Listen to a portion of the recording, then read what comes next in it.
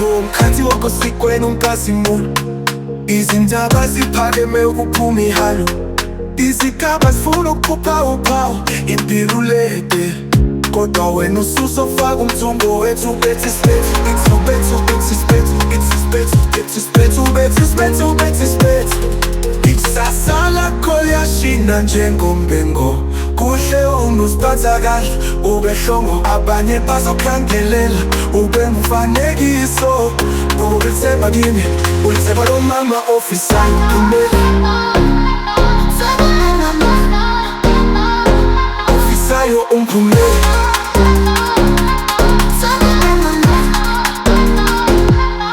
Amaphupho akho elamandla agithamayo, bangathetha kodwa wena uyaqoqa udaba lwayo. Impatho yakho idolobheni imile iqiniso, phaka amashintshi izigqoko sasifaka isimhlolo. Ikusasa lakho liyashina njengombengo, kuhle uma uziphatha kahle, ube hlongo. Abanye bazokhangelela ube ngumfanekiso, ulithemba kimi, ulithemba lo mama ofisayo umphumela.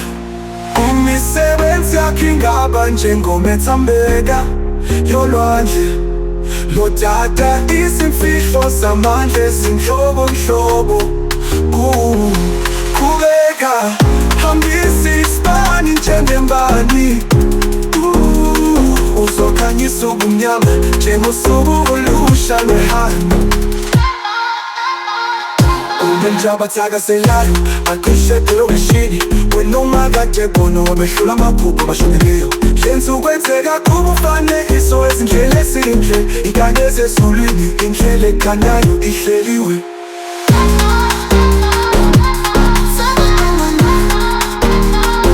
Ofisayo umphumela, ofisayo umphumela.